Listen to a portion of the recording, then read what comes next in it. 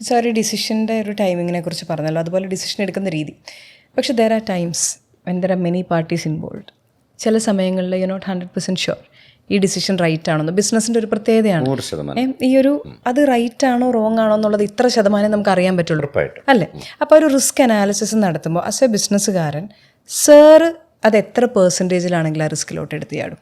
അവിടെ ഞാൻ മുമ്പേ കാൽക്കുലേറ്റഡ് എന്ന് പറയുമ്പോഴും അതിൻ്റെ കൂടെ ഒരു പ്ലസ് ഇടാൻ പറ്റുപോയി. ഇൻറ്റ്യൂഷൻസും ഉണ്ട്. ഇപ്പോൾ എന്നെയൊക്കെ സംബന്ധിച്ച് കാൽക്കുലേഷൻസ് പറഞ്ഞാൽ എക്സിസ്റ്റിംഗ് പ്രീവിയസ് ഹിസ്റ്ററിയിലുള്ള ഡേറ്റയാണല്ലോ. മറ്റത് ഇൻറ്റ്യൂഷൻ നമ്മളൊരു പ്രഡിക്ഷൻ ആണല്ലോ. ഇതിൻ്റെ ഒരു പ്രോപ്പർ ബ്ലെൻഡിലാണ് പല ഡിസിഷൻസും നമ്മളൊക്കെ എടുക്കാറുള്ളത്. കാൽക്കുലേഷൻ ചെയ്യണമെങ്കിൽ നമ്മൾ അവിടുത്തെ എക്സിസ്റ്റിംഗ് ആളുകൾ എന്ത് ചെയ്യുന്നു, ബാക്കിയുള്ളവർ എന്ത് ചെയ്യുന്നു, മാർക്കറ്റ് എങ്ങനെ ആക്ട് ചെയ്യുന്നു, അല്ലേ, അതൊക്കെയാണല്ലോ നമ്മൾ. പക്ഷേ അവിടെ നമ്മൾക്ക് എന്താണ് ചെയ്യാൻ പറ്റുന്നുള്ളത് നമ്മുടെ ഇൻറ്റ്യൂഷനാണ്. അപ്പോൾ ആ ഇൻറ്റ്യൂഷനകത്ത് നമ്മുടെ എന്തെങ്കിലും സവിശേഷമായി നമുക്കവിടെ പുതിയതായിട്ട് ചെയ്യാൻ പറ്റും. ഇതൊക്കെ ആ ഇൻറ്റ്യൂഷനിൽ വരും. അപ്പം ഈ ഇൻറ്റ്യൂഷൻ ചിലർക്ക് ഭംഗിയായിട്ട് ചെയ്യാൻ പറ്റാറുണ്ട്. അവിടെ മുമ്പേ പറഞ്ഞ് ഈ കാൽക്കുലേഷന് പുറത്തുള്ളൊരു കാര്യമാണ്. കാൽക്കുലേഷൻ പുറത്തൊരു കാര്യം കൊണ്ടുണ്ട്, ഞാനത് വിട്ടുപോയതാണ്. ഇതിൻ്റെ ഒരു മിക്സാണ്. അപ്പം ഈ ചില സമയത്ത് ചിലരുടെ ഇൻറ്റ്യൂഷൻസ് ലേക്ക് അവർ പോകുമ്പോൾ ഈ വൈകാരികത കൂടുന്നതാകാം. എനിക്കറിയില്ല, ഞാനത് പറയാൻ ആളല്ല, അതിൻ്റെ ഒരു എക്സ്പേർട്ട് അല്ല. ഞാൻ തീരുമാനങ്ങൾ എടുക്കുന്നതിൻ്റെ മനഃശാസ്ത്രത്തെക്കുറിച്ച് പറയാൻ ഞാൻ ആളല്ല.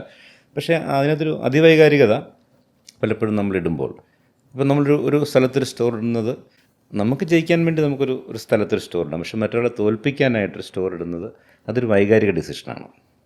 തോൽപ്പിക്കാൻ വേണ്ടി ഇടത്തില്ലെന്നല്ല, പക്ഷേ നമ്മൾക്ക് ജയിക്കാമെന്ന് പറഞ്ഞൊരു പോസിറ്റീവായിട്ടുള്ള നോട്ടാണല്ലോ. അപ്പം അവിടെ അതിനുള്ള പൊട്ടൻഷ്യൽ എന്തൊക്കെയുണ്ടോ, നമുക്ക് ജയിക്കാൻ സാധ്യതകളുണ്ടോ, നമ്മുടെ ഇത് സാധ്യത എവിടെ ഉണ്ടോ, പൊട്ടൻഷ്യൽ ഉണ്ടോ എന്ന് നോക്കിയിട്ട് നമുക്ക് പോകാം.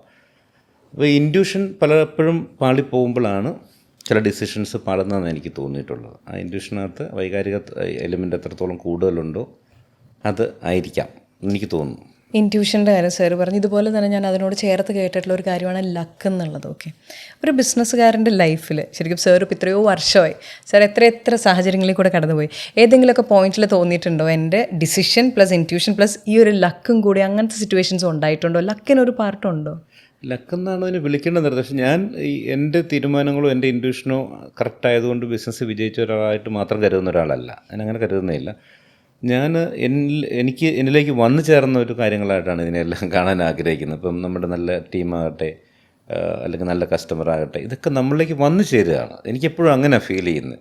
അപ്പോൾ നേരത്തെ എന്നോട് രേണു ചോദിച്ചൊരു കാര്യം കൂടെ ഞാനൊന്ന് കൂട്ടി ഇപ്പം പറയാം. അതായത് നമ്മൾ ആഗ്രഹിക്കുന്ന കാര്യങ്ങൾ നേടുമ്പോൾ ഉള്ളൊരു കാര്യത്തെ, അപ്പം എനിക്കെപ്പോഴും ഞാൻ ആഗ്രഹിക്കുന്നതിനേക്കാൾ കൂടുതൽ കിട്ടാറുണ്ട്. ഇനി എൻ്റെ ആഗ്രഹങ്ങൾ ചെറുതായതുകൊണ്ടാണോ എന്ന് എനിക്കറിയില്ല.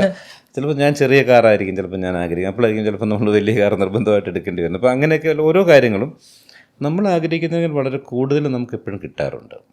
അപ്പം അതിനെ ലക്കെന്ന് വിളിക്കാമെങ്കിൽ ഉറപ്പായിട്ടും അത് ലക്കാണല്ലോ. അത് നമ്മുടെ ഒരു എഫേർട്ടോ, നമ്മുടെ എഫേർട്ട് ഇടുന്നത് നമ്മളൊരു പർട്ടിക്കുലർ കാര്യത്തിന് വേണ്ടിയില്ല. അപ്പോൾ അതിൽ കൂടുതൽ കിട്ടുന്നുണ്ടെങ്കിൽ അതിനർത്ഥം അതിന് മുകളിൽ നമുക്ക് കിട്ടിയെന്ന്. അപ്പം നമ്മൾ ആഗ്രഹിക്കുന്നതിന് മുകളിലേ ഇതുവരെ അങ്ങനെ എല്ലാ സമയത്തും എനിക്ക് തോന്നുന്നു ഞാൻ ആഗ്രഹിച്ചതിൽ എത്രയോ കൂടുതൽ ഇങ്ങനെ നമുക്ക് ലഭിക്കാറുണ്ട്. അത് ഞാൻ പണം മാത്രമല്ല കേട്ടോ, സ്നേഹം, കരുതൽ, അങ്ങനെ എല്ലാ ആസ്പെക്റ്റും നമുക്ക് മനുഷ്യരിൽ നിന്നുള്ള നമ്മുടെ സ്ഥാപനത്തിനകത്തുനിന്നും പുറത്തുനിന്നും ഒക്കെ നമുക്ക് കിട്ടിക്കൊണ്ടേയിരിക്കുന്ന ഭയങ്കര നമ്മൾ ആഗ്രഹിക്കുന്നതിന് മുകളിലുള്ള കാര്യങ്ങളാണ്. അപ്പം ആ രീതിയിൽ അതിനെ ഭാഗ്യം എന്ന് വിളിക്കാമെങ്കിൽ അത് വലിയൊരു ഭാഗ്യമായിട്ട് ഞാൻ കരുതുകയാണ്.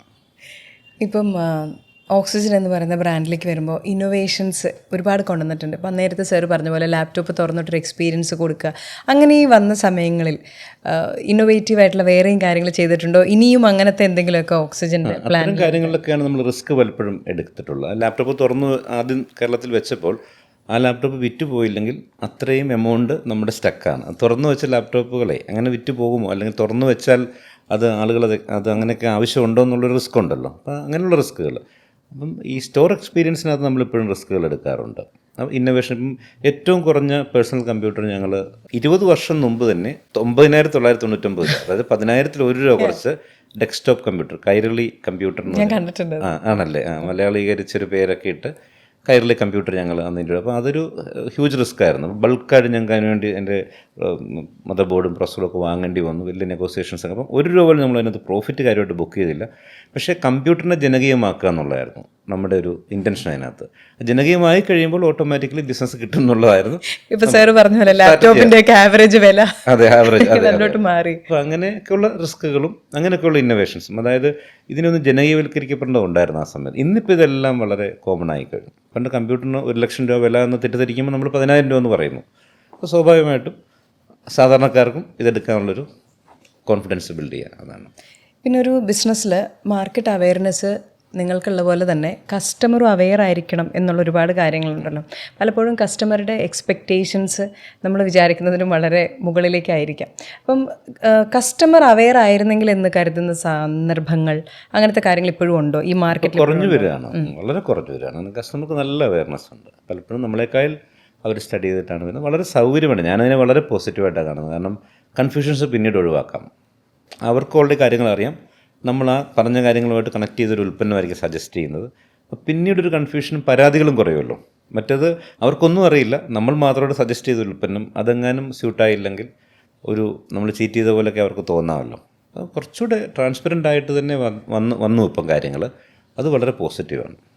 അതുപോലെ സാറിൻ്റെ ലീഡർഷിപ്പ് സ്റ്റൈൽ, ഇപ്പം ചില ആളുകളുണ്ട്, ഇപ്പോൾ CEO ആണെങ്കിലും MDs ആണെങ്കിലും ഒന്നവർ ആർക്കും അപ്രോച്ചബിൾ ആയിരിക്കില്ല, അവരുടെ അടുത്തേക്ക് വരാൻ പറ്റില്ല.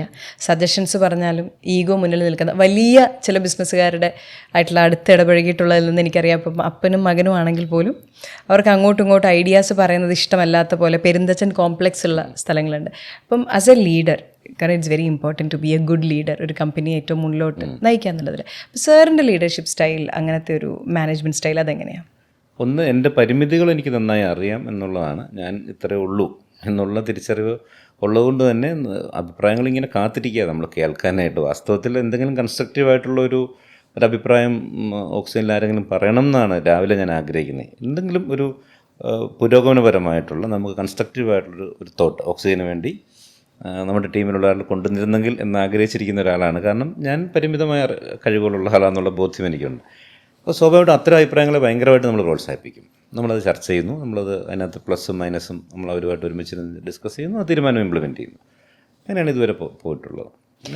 അതുപോലെ സാറിനൊരു വലിയ ആക്സിഡൻറ്റ് ഒരിടയ്ക്ക് നടന്നിട്ടുണ്ട്. എന്തായിരുന്നു സാർ? കാർ ആക്സിഡൻ്റ് ആയിരുന്നു. അതെ.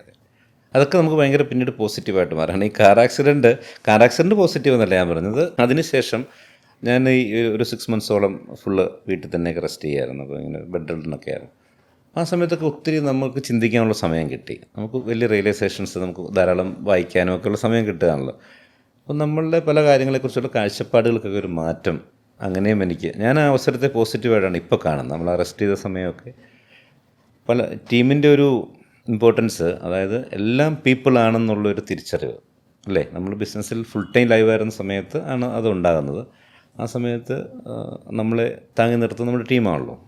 അപ്പോൾ അങ്ങനെയാണ് ഈ ടീമിലേക്ക് നമ്മൾ കൂടുതൽ ഇൻവെസ്റ്റ് ചെയ്യേണ്ടതിൻ്റെ ആവശ്യകത, അവരുടെ ഇമ്പോർട്ടൻസ് ഒക്കെ നമുക്ക് റിയലൈസ് ചെയ്യപ്പെട്ട അവിടെയാണ്. പിന്നെ അത് കൂടാതെ തന്നെ നമുക്ക് കുറേ കാര്യങ്ങളിൽ നമുക്ക് ഈ ഒഴിവ് സമയം കിട്ടുകയാണല്ലോ. അപ്പോൾ അങ്ങനെ വായിക്കാനും പല കാര്യങ്ങളും മനസ്സിലാക്കാനും ഒരു വലിയ അവസരമായിട്ടത് മാറി.